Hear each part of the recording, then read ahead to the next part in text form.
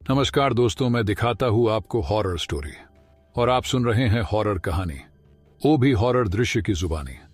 दोस्तों, आज फिर से लेके आया हूँ एक ऐसे ही डरा देने वाली कहानी, एक ब्रह्म पिशाच और राजकुमारी की खतरनाक प्रेम कहानी। लेकिन मुझे पूरा उम्मीद है कि आपने आज से पहले ऐसे दिल दहला देने वाली डरावनी कहानी नहीं सुनी होगी। तो चलिए शुरू करते हैं इस कहानी को।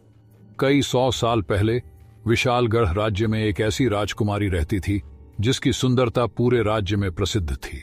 राजकुमारी रत्नप्रिया का दिल सोने से भी ज्यादा पवित्र था, लेकिन उनकी किस्मत में कुछ ऐसा लिखा था जिसे सुनकर किसी की भी रूह कांप जाए। उनकी आंखों में हमेशा एक गहरी उदासी छिपी रहती थी, जैसे वह किसी अनजान दर्द से जूझ रही हों। लोग कहते थे कि रात के सन्नाटे में उनकी खिड़की के पास एक परछाई दिखती थी, लेकिन राजकुमारी कभी इस बारे में कुछ नहीं कहती थी। एक रात राजकुमारी ने अपनी सबसे भरोसेमंद दासी सुभद्रा को रोते हुए कहा, मेरा दिल एक अनजान बंधन में कैद है सुभद्रा। ऐसा लगता है जैसे मैं किसी अनदेखी ताकत की गुलाम हूं। यह सुनकर सुभद्रा सन्न रह गई और उसने राजकुमारी से पूछा, क्या आप इसे राजा साहब से बता चुकी हैं? राजकुमारी ने चुपचाप आंसू पोंछे और सिर झुका लिया। उस रात महल में अजीब घटनाएं होने लगीं। राजकुमारी के कमरे की मोमबत्तियां अपने आप बुझ गईं और खिड़की के बाहर तेज हवा के साथ किसी के रोने की आवाज आने लगी। सुभद्रा, जो राजकुमारी के साथ कमरे में थी, ने देखा कि राजकुमारी की आंखें किसी और ही दिशा में देख रही थीं, जैसे वह किसी को देख रही हो। अचानक कमरे में एक काली छाया प्रकट हुई। वह परछाई धीरे धीरे एक इंसानी रूप लेती जा रही थी। यह ब्रह्म पिशाच था, एक भयानक आत्मा जिसने अपने पापों के कारण यह श्राप झेला था। उसकी आंखें खून जैसी लाल थीं और उसकी उपस्थिति से कमरे की दीवारें कांपने लगीं। राजकुमारी डर के बजाय शांत खड़ी रहीं और धीरे से बोली, तुम फिर आ गए हो? ब्रह्म पिशाच ने जवाब दिया, मैं तुम्हें छोड़कर कभी नहीं जा सकता। मैं तुम्हारा प्यार हूं रत्नप्रिया। मेरे पापों ने मुझे ब्रह्म पिशाच बना दिया, लेकिन तुम्हारा प्यार ही मुझे इस श्राप से मुक्त कर सकता है। यह सुनकर सुभद्रा चिल्लाने लगी, लेकिन राजकुमारी ने उसे चुप रहने का इशारा किया। राजकुमारी ने रोते हुए कहा, तुमने मेरी जिंदगी को अंधकार में बदल दिया है। तुम्हारे कारण मैं अपने परिवार और राज्य से छुपकर जी रही हूं। ब्रह्म पिशाच की आंखों में पश्चाताप झलक रहा था। उसने कहा, अगर तुम चाहो तो मैं इस दुनिया से हमेशा के लिए चला जाऊंगा, लेकिन मैं सिर्फ इतना चाहता हूं कि तुम मेरी सच्चाई जानो। ब्रह्म पिशाच ने बताया कि वह किसी समय का एक महान योद्धा था जिसने राजकुमारी से प्यार किया था, लेकिन अपने अहंकार और पापों के कारण उसने एक ब्राह्मण की हत्या कर दी थी, जिसने उसे श्राप दिया कि वह ब्रह्म पिशाच बनकर हमेशा इस दुनिया में भटकता रहेगा। राजकुमारी का दिल यह सुनकर टूट गया। ब्रह्म पिशाच ने आगे कहा, यह श्राप केवल तभी टूटेगा जब मैं तुम्हारे प्यार को त्याग दूं, लेकिन तब मेरी आत्मा हमेशा के लिए खत्म हो जाएगी। राजकुमारी की आंखों से आंसू बहने लगे। उन्होंने कहा, मैं तुम्हें खोना नहीं चाहती, लेकिन तुम्हें इस श्राप से मुक्त भी देखना चाहती हूं। अचानक महल में अजीब घटनाएं होने लगीं। दीवारों पर खून के निशान उभरने लगे और एक रहस्यमयी किताब राजकुमारी के कमरे में प्रकट हुई। किताब के पन्ने अपने आप पलटने लगे और एक संदेश प्रकट हुआ, अगर ब्रह्म पिशाच को मुक्त करना है तो दोनों को एक कठिन परीक्षा से गुजरना होगा, लेकिन इसका अंजाम अनिश्चित है। राजकुमारी ने ब्रह्म पिशाच की ओर देखा और कहा, मैं तुम्हारे साथ यह परीक्षा देने के लिए तैयार हूं। ब्रह्म पिशाच ने उनकी ओर देखा और कहा, तुम्हें इसका अंजाम पता नहीं है। क्या राजकुमारी और ब्रह्म पिशाच इस परीक्षा का सामना कर पाएंगे? क्या उनका प्यार इस श्राप को तोड़ पाएगा या यह दोनों को खत्म कर देगा? जानने के लिए बने रहे मेरे इस वीडियो में। राजकुमारी रत्नप्रिया उस रहस्यमयी किताब को ध्यान से देख रही थी। उनकी आंखों में आंसू थे और दिल में सवाल। ब्रह्म पिशाच उनके पास खड़ा था। उसकी लाल आंखों में दर्द और पछतावा साफ झलक रहा था। राजकुमारी ने कहा, क्या यह सच है कि तुम्हें मुक्त करने के लिए मुझे अपनी जान दांव पर लगानी होगी? क्या यह प्यार का अंत होगा या एक नई शुरुआत? ब्रह्म पिशाच ने धीमी आवाज में कहा, रत्नप्रिया, यह केवल तुम्हारा नहीं बल्कि मेरा भी इम्तिहान है। अगर तुम मेरी आत्मा को इस श्राप से मुक्त करती हो तो मैं हमेशा के लिए अदृश्य हो जाऊंगा, लेकिन तुम्हारी कुर्बानी के बिना यह संभव नहीं है। यह सुनकर राजकुमारी की आंखों से आंसू बहने लगे। उस रात महल के हर कोने में अजीब घटनाएं होने लगी। दीवारों से खून टपकने लगा, फर्श से भयावह चीखें सुनाई देने लगी। राजकुमारी के कमरे में हवा इतनी ठंडी हो गई कि मोमबत्तियां बुझ गईं। तभी अचानक किताब के पन्ने अपने आप पलटने लगे और उसमें लिखा संदेश प्रकट हुआ। रक्त का बलिदान ही तुम्हें सत्य तक पहुंचा सकता है। ब्रह्म पिशाच ने राजकुमारी से कहा, यह श्राप इतना आसान नहीं है। हमें इस रात एक खतरनाक रास्ते पर चलना होगा, जहां हर कदम पर मौत का खतरा है। अगर हम असफल हुए तो तुम्हारी आत्मा भी कैद हो जाएगी। राजकुमारी ने दृढ़ता से कहा, मैं तैयार हूं। अगर तुम्हें मुक्त करना है तो मैं किसी भी हद तक जाऊंगी। ब्रह्म पिशाच ने रत्नप्रिया को एक प्राचीन जंगल में ले जाने का फैसला किया, जहां श्राप को तोड़ने की विधि पूरी हो सकती थी। रास्ते में राजकुमारी ने अपने परिवार को याद किया। उनकी आंखों से आंसू बहने लगे। उन्होंने कहा, अगर मैं यह बलिदान देती हूं तो मेरे माता पिता, मेरा राज्य, यह सब मेरे बिना अधूरा रह जाएगा। लेकिन तुम्हें इस दर्द से मुक्त करना मेरा कर्तव्य है। ब्रह्म पिशाच का दिल टूट गया। उसने कहा, मैं तुम्हें यह करने के लिए मजबूर नहीं कर सकता, लेकिन मेरा प्यार तुम्हारे इस त्याग को कभी नहीं भूलेगा। उनकी बातों के बीच जंगल में अचानक भयावह आवाजें गूंजने लगीं। पेड़ों के पीछे छिपी परछाइयां उन्हें घूर रही थीं। जंगल के बीचों बीच एक प्राचीन मंदिर था, जहां लिखा था, प्रेम और बलिदान का संगम ही श्राप का अंत कर सकता है। मंदिर के अंदर एक विशाल काली वेदी थी, जिसके चारों ओर खून के निशान थे। ब्रह्म पिशाच ने कहा, यहां केवल तुम्हारा खून ही श्राप को तोड़ सकता है। राजकुमारी ने बिना किसी डर के वेदी के पास जाकर अपनी कलाई काट ली। लेकिन तभी कुछ अजीब हुआ। वेदी से अचानक एक तेज रोशनी निकली और एक प्राचीन देवी का रूप प्रकट हुआ। उन्होंने कहा, तुम्हारे प्यार और त्याग ने इस श्राप को तोड़ने का मार्ग दिखाया है, लेकिन यह इतना सरल नहीं होगा। देवी ने बताया कि ब्रह्म पिशाच को मुक्त करने के लिए राजकुमारी को अपनी आत्मा को ब्रह्मांडीय शक्ति को सौंपना होगा। इसका मतलब था कि उनकी आत्मा कभी स्वर्ग या नरक नहीं जा पाएगी। वह हमेशा अज्ञात में भटकती रहेगी।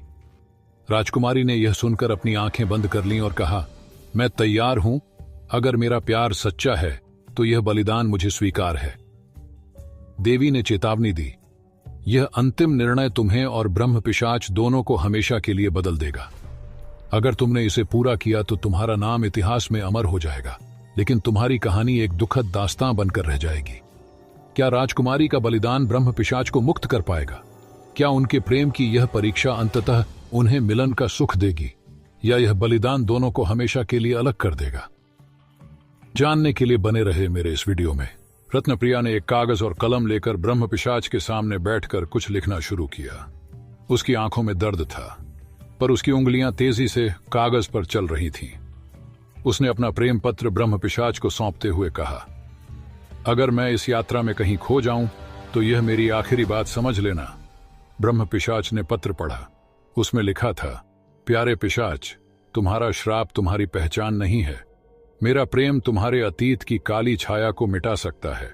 अगर मेरी कुर्बानी तुम्हारे जीवन को नई रोशनी दे सकती है तो मैं खुशी खुशी इसे स्वीकार करूंगी। तुम्हारी रत्नप्रिया। यह पत्र पढ़ते ही ब्रह्म पिशाच की आंखों में आंसू आ गए। उसने राजकुमारी का हाथ थामकर कहा, मैं तुम्हें खोने का साहस नहीं कर सकता। प्राचीन मंदिर में प्रवेश करते ही दीवारों पर अजीबोगरीब प्रतीक चमकने लगे। फर्श पर पैरों के निशान खुद ब खुद बन रहे थे। मंदिर का वातावरण इतना ठंडा हो गया कि रत्नप्रिया की सांसें जमने लगीं। तभी एक गहरी आवाज गूंजी, तुमने श्राप को तोड़ने का साहस किया है, लेकिन इसके लिए तैयार रहो। मंदिर के कोने से एक भयानक परछाई निकली। वह एक विशालकाय आकृति थी, जिसकी आंखें आग की तरह लाल थीं और शरीर से धुआं निकल रहा था। वह ब्रह्म पिशाच की ओर बढ़ी और चिल्लाई, तुम्हें मुक्त नहीं होने दूंगी। रत्नप्रिया ने साहस जुटाकर कहा, तुम जो भी हो, हमें रोको मत। लेकिन परछाई ने हवा में उड़ते हुए मंदिर के दरवाजे बंद कर दिए। परछाई ने रत्नप्रिया को अपने कब्जे में ले लिया। उसने राजकुमारी के चारों ओर अंधेरे का घेरा बना दिया। रत्नप्रिया ने ब्रह्म पिशाच की ओर देखते हुए कहा, अगर मेरी कुर्बानी से तुम्हें मुक्ति मिलती है तो मैं यह अंधकार भी सह लूंगी। ब्रह्म पिशाच चीख उठा, नहीं, मैं तुम्हें नहीं खो सकता। लेकिन परछाई ने रत्नप्रिया के शरीर को हवा में उठाकर उसे वेदी के ऊपर रख दिया। रत्नप्रिया के चेहरे पर दर्द और आंसुओं का संगम था। उसकी आंखों में एक ही बात थी, मुझे तुम्हारे लिए यह करना होगा। जैसे ही परछाई ने रत्नप्रिया के बलिदान की तैयारी की, मंदिर के बीचों बीच एक तेज रोशनी फैली। देवी की आवाज गूंजी, यह बलिदान वैध नहीं है रत्नप्रिया। तुम्हारा प्रेम इतना सशक्त है कि यह श्राप को खुद ही समाप्त कर सकता है, लेकिन इसके लिए तुम्हें अपनी आत्मा का एक अंश देना होगा। रत्नप्रिया ने बिना झिझक कहा, मैं तैयार हूं। देवी ने उसकी आत्मा का एक अंश लिया और उसे ब्रह्म पिशाच के शरीर में डाल दिया। तभी मंदिर के अंदर का माहौल बदल गया। ब्रह्म पिशाच का शरीर चमकने लगा और उसका श्राप टूट गया। लेकिन जैसे ही ब्रह्म पिशाच श्राप से मुक्त हुआ, रत्नप्रिया की सांसें धीमी होने लगी। उसने ब्रह्म पिशाच की ओर देखते हुए कहा, तुम आजाद हो गए हो, यही मेरा सपना था। मंदिर में सब कुछ शांत हो गया। ब्रह्म पिशाच ने रत्नप्रिया को गोद में लिया और कहा, तुमने मेरी आत्मा को बचाया, लेकिन मुझे तुम्हारे बिना जीने की आदत नहीं है। तभी देवी ने कहा, रत्नप्रिया की आत्मा अभी भी ब्रह्मांड में बसी हुई है। अगर तुम उसका सच्चा प्रेम साबित कर सको तो उसे फिर से जीवन मिल सकता है। ब्रह्म पिशाच ने देवी से पूछा, मुझे क्या करना होगा? देवी ने जवाब दिया, तुम्हें अपना सारा अतीत भुलाकर एक नया जीवन शुरू करना होगा, लेकिन यह आसान नहीं होगा। क्या ब्रह्म पिशाच अपने अतीत को भुलाकर रत्नप्रिया को जीवन में वापस ला सकेगा? क्या उनका प्रेम इस चुनौती को पार कर पाएगा? जानने के लिए बने रहें हमारे इस वीडियो में। रत्नप्रिया के निर्जीव शरीर को गोद में लिए ब्रह्म पिशाच गहरी वेदना में था।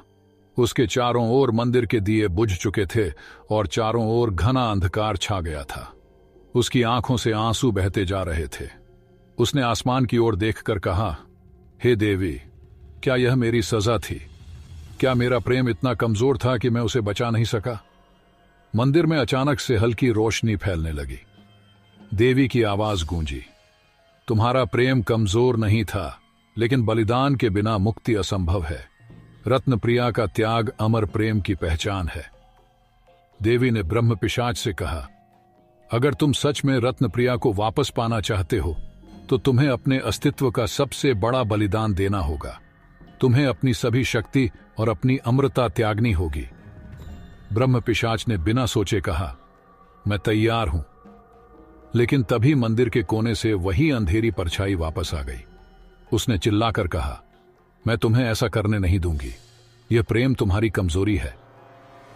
अंधेरी परछाई ने ब्रह्म पिशाच पर हमला किया। वह दर्द से चिल्ला उठा, लेकिन उसने हार नहीं मानी। उसने अपनी पूरी शक्ति से परछाई का सामना किया और कहा, तुम मुझे तोड़ नहीं सकती, क्योंकि मेरा प्रेम तुम्हारे अंधकार से अधिक शक्तिशाली है। जैसे ही ब्रह्म पिशाच ने परछाई को पराजित किया, मंदिर के बीचों बीच रत्नप्रिया की आत्मा प्रकट हुई। उसने कहा, तुम्हारा प्रेम मुझे वापस बुला सकता है, लेकिन क्या तुम अपने लिए नया जीवन स्वीकार कर सकते हो? ब्रह्म पिशाच ने रत्नप्रिया की आत्मा को देखा और कहा, मैं तुम्हारे बिना किसी जीवन की कल्पना नहीं कर सकता। अगर तुम्हें वापस लाने के लिए मुझे खुद को मिटाना पड़े तो मैं खुशी खुशी यह करूंगा। देवी ने ब्रह्म पिशाच की दृढ़ता को देखा और कहा, तुम्हारा प्रेम सच्चा है।